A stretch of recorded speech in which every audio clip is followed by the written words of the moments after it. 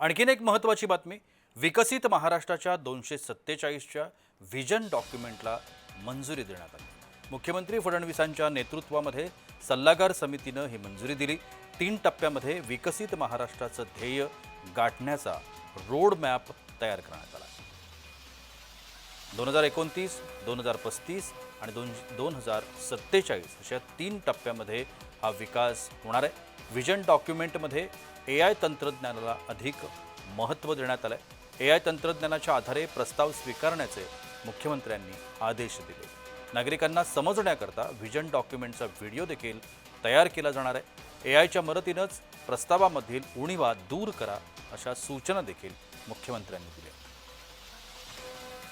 आपण या सगळ्या संदर्भात अधिक माहिती घेण्याचा प्रयत्न करूया। आमचे प्रतिनिधी मनोज दयाळकर आता माझ्यासोबत आहेत। मनोज, अतिशय सुंदर अशा पद्धतीचा हा प्रस्ताव व्हिजन डॉक्युमेंट च्या नावानं येतोय आणि 3 टप्प्यामध्ये ही जी व्हिजन आहे सरकारची ती समोर येईल असं आपल्याला म्हणायला हरकत नाही। अधिक काय माहिती?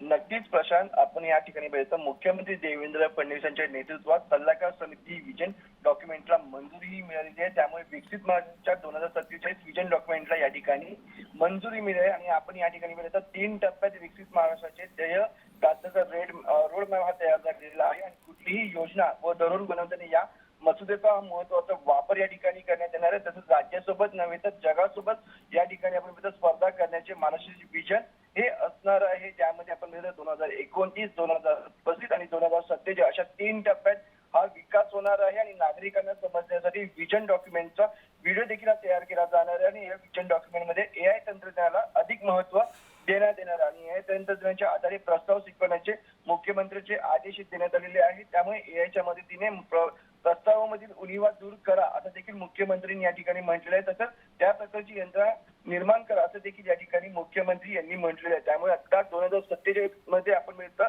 व्हिजन डॉक्युमेंटला ही मंजुरी मिळाली असून 2029, 2035 आणि 2047 अशा 3 टप्प्यामध्ये हा विकास होणार आहे। त्यामुळे महत्त्वाचा टप्पा या ठिकाणी आपण मानला जाऊ शकतो असं बोलू शकतो, कारण की या ठिकाणी सल्लागार समितीने व्हिजन डॉक्युमेंटला ही मंजुरी देण्यात आलेली आहे। त्यामुळे आता मनोज, आणखीन एक महत्त्वाची गोष्ट याच्यामध्ये जर आपण पाहिली तर याच्यामध्ये AI तंत्रज्ञानाचा वापर होतोय।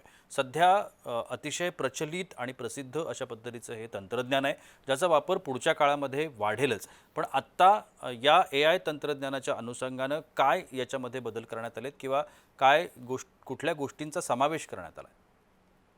नक्कीच आपण बघतो AI ने हा अत्याधुनिक तंत्रज्ञानाचा वापर आता मोठ्या प्रमाणामध्ये केला जातो। प्रत्येक ठिकाणी हा केला जातो आणि यात आपण आता जे महत्त्वाचे 3 टप्पे त्यामध्ये आपण बघतो हा महत्त्वाचा AIचा वापर केला जाणार आहे। त्यामध्ये विकसित महाराष्ट्राला कशा प्रकारे विकसित करू शकतो, कशा प्रकारे पुढे घेऊन जाऊ शकतो या आशेने या ठिकाणी याचा वापर यायचा करण्यात येणार आहे आणि त्यामुळे मुख्यमंत्री यांनी देखील म्हटलेलं आहे की या ठिकाणी व्हिजन डॉक्युमेंटमध्ये अधिक महत्त्व दिलं जाणार आहे। त्यामुळे आपण बघतो विकसित महाराष्ट्र राज्यासोबत आता स्पर्धा देखील होणार आहे आणि त्यासाठी AIचा वापर हा मोठ्या प्रमाणात केला जाणार आहे। AI मोठ्या उपलब्धताही करून देणार आहे।